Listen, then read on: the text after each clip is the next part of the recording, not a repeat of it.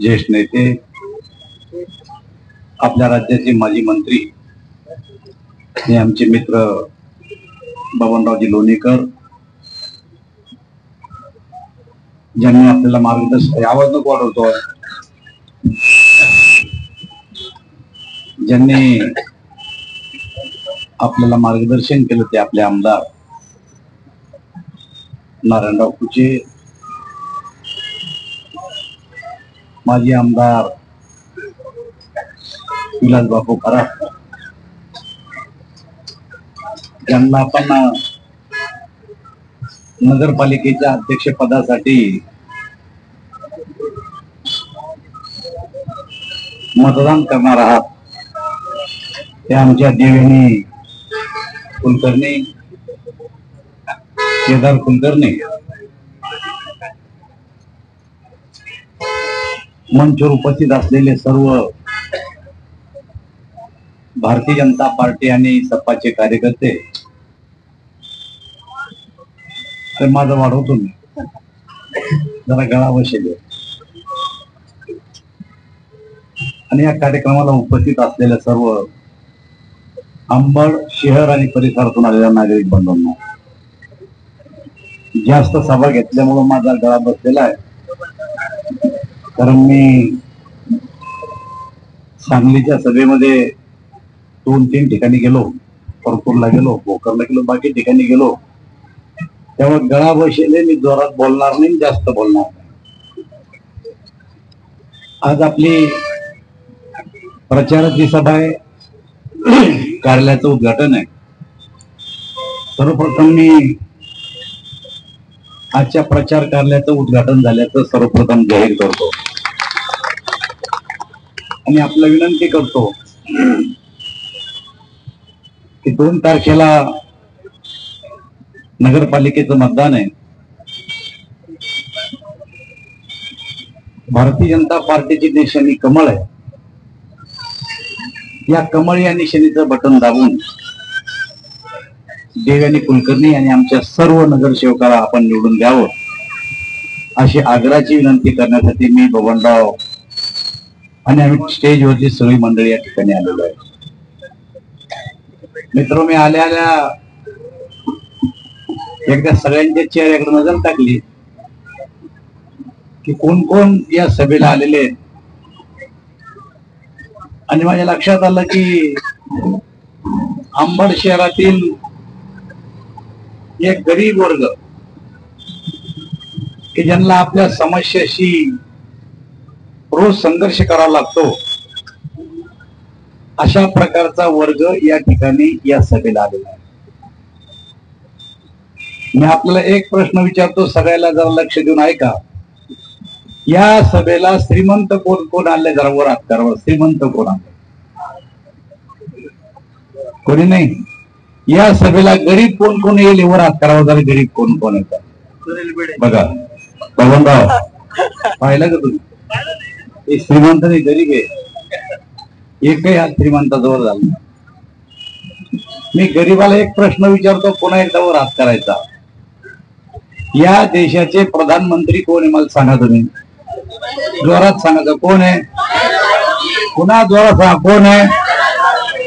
नरेंद्र मोदी. या राज्याचा मुख्यमंत्री कोण आहे? जरा जोरात सांगा. काही काही लोक अजून बोलत नाही बरं का. या राज्याचा मुख्यमंत्री कोण आहे? आता बघा, तुम्ही गरीब आहे. आपल्या देशाचे प्रधानमंत्री कोण आहे? ते गरीब आहेत. नरेंद्रभाई मोदीचे वडील दामोदरदास मोदी हे रेल्वे स्टेशनवर चहा करायचे, आणि मोदीजी कॅटलेट मध्ये चहा घेऊन रेल्वे मध्ये चहा विकायला जायचे. म्हणजे गरीबाचा जाण असणारा प्रधानमंत्री आहे की नाही? मला सांगा बरं जोरात. तुम्ही जोरात आहे की नाही जाण? आणि म्हणून 2014ला या देशाचे प्रधानमंत्री नरेंद्र मोदी झाल्याच्या नंतर त्यांनी गरिबासाठी एक अजेंडा तयार केला. गरिबासाठी की जर या गरिबाला या बाजूला जर कोणी श्रीमंत बसेल असेल तर त्यांच्या बरोबरीनं आपलं जीवन जगता आलं पाहिजे. बऱ्याच अशा गोष्टी आहेत, बऱ्याच अशा वस्तू आहेत की त्या वस्तूची गरज आहे, त्या आम्हाला पाहिजे, पण आमच्याजवळ आणायला पैसा नाही म्हणून आम्ही बिना वस्तूच काम चालतोय, संसार चालवतोय. मला सांगा, या देशामध्ये इथं बसेल पैकी 5 किलो मोफत धान्य कोण कोण उचलदारावर असतं? 5 किलो राशनचं धान्य, बरोबर आहे. 100 रुपयामध्ये गॅसचं कनेक्शन कोणा घेतलं वर हात करा बरं. 100 रुपयात गॅसचं कनेक्शन, बरोबर आहे. आता लाडक्या बहिणी बसले, लाडक्या बहिणीला महिन्याला 15,000 रुपये मिळते, कोणाला मिळते वर हात करा बरं. 1500 रुपये कोणाला मिळते वर हात करा. मग मी आता तुम्हाला तिसरा प्रश्न विचारतो की मोदीजी या देशाचे प्रधानमंत्री नव्हते तर मी सांगतो या गोष्टी भेटत होत्या काही? खरंच सांगा बरं, तुम्ही भेटत होत्या का? नाही. मग आता हे मोदीजी कोण्या पार्टीचे? कोण्या पार्टीचे? भारतीय जनता पार्टीचे. मग आता मत कोणाला द्यायचंय तुम्हाला? भारतीय जनता पार्टीला. आपल्या पक्षामध्ये उमेदवार कोण आहे याच्यापेक्षा उमेदवार कोण्या पार्टीचा आहे याला मोठं महत्व आहे. पहा, आता केदार कुलकर्णी ते पूर्वी काँग्रेसचे होते, त्यांचे वडील काँग्रेसचे होते. एक काळ असा होता की यांच्या विरोधात आम्ही या गावात प्रचारला होतो, पण त्यांना नरेंद्र मोदी साहेबांचे विचार पटले, त्यांना देवेंद्र फडणवीसांचे विचार पटले आणि त्यांनी सांगितलं की आतापर्यंतच्या आयुष्यामध्ये आम्ही ज्या पक्षात राहिलो त्या पक्षानं एका विशिष्ट लोकांसाठी काम केलं, गरिबासाठी काम केलं नाही, आणि म्हणून आम्ही आता त्या पक्षाला रामराम ठोकतो आणि भारतीय जनता पक्षामध्ये प्रवेश. त्यांच्या पक्षांतराला मी चालू होतो, त्यांच्या घरी गेलो होतो. त्यानंतर त्यांचे वडील हे काँग्रेसचे होते पण माझे मित्र होते. त्यांच्या मृत्यूची कल्पना मला लागली. मी दिल्लीहून त्या ठिकाणी अंत्यविधीला आलो. का तर पक्ष जरी आमचे वेगळे होते पण आमचे वैयक्तिक संबंध चांगले होते. त्यांनी अनेक वर्ष, त्यांच्या वडिलांनी अनेक वर्ष या ठिकाणी नगरपालिकेमध्ये काम केलं, पण पाहिजे तसा प्रतिसाद त्यांना त्या टायमाला मिळाला नाही. शहराचा विकास त्यांना करताना, पण आपला तालुका आहे, आपला जिल्हा आहे, या जिल्ह्यामध्ये जे जे नेते आतापर्यंत होऊन गेले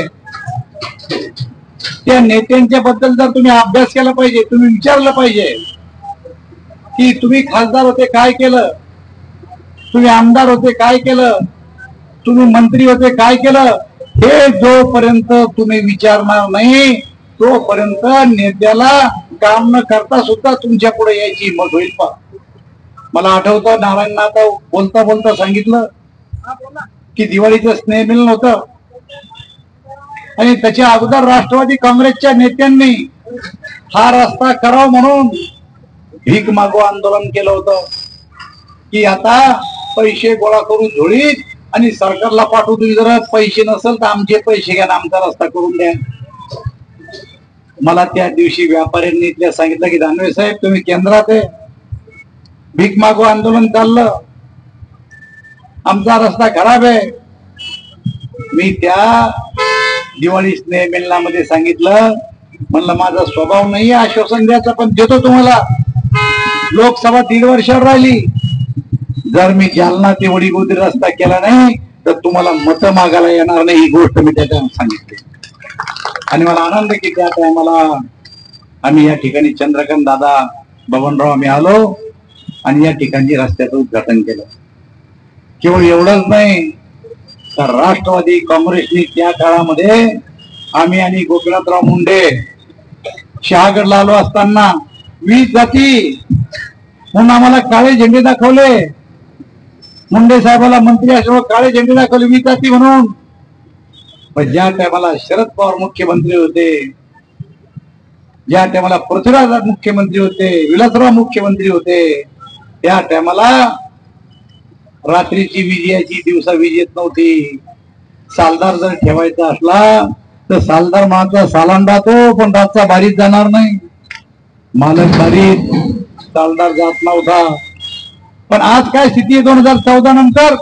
हा गरीब वर्ग जो बसला आपल्या पुढचा सारा, या गरीबाच्या घरावर या देशाचे प्रधानमंत्री सोलर बसवायला लागले.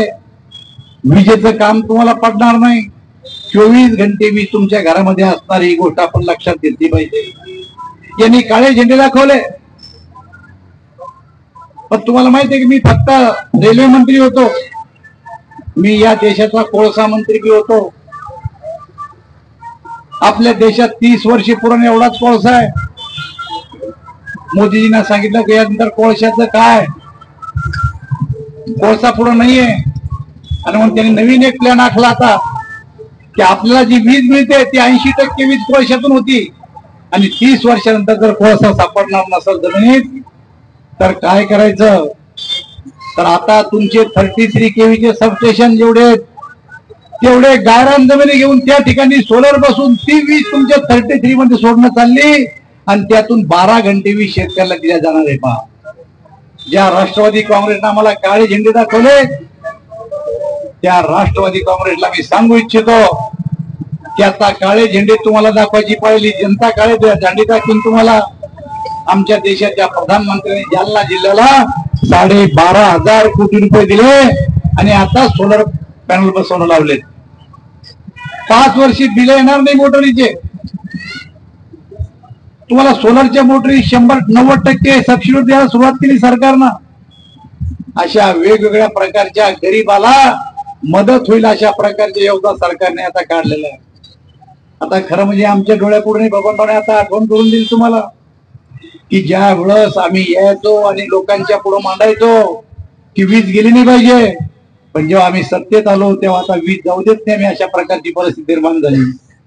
बबनरावनी जुन्या आठवणीला उजाळा त्याला ही गोष्ट खरी आहे की मी आणि बबनराव जेव्हा भारतीय जनता पार्टीमध्ये काम करायला लागलो तेव्हा या शहराचे नाही या जिल्ह्याचे नेते हे प्रल्हाद सिंग काका ठाकूर होते. या काकांना आम्हाला बोट धरून अंबड तालुका नाही जालना जिल्हा फिरवला. भारतीय जनता पार्टी काय ते शिकवलं. आणि काका जरी आज नसले तर ज्या आमच्या पूर्वजांनी भारतीय जनता पार्टी आम्हाला शिकवली त्याच रस्त्यानं आम्ही अजून चाललोय. आम्ही अजून रस्ता बदलला नाही, ही गोष्ट लक्षात घ्या. ही केवळ एक त्या काकासाठी गोष्ट नाहीये. माझ्याकडे विठ्ठलरावांना सपकाळ होते ज्यांच्यामुळे मी राजकारणात आलो.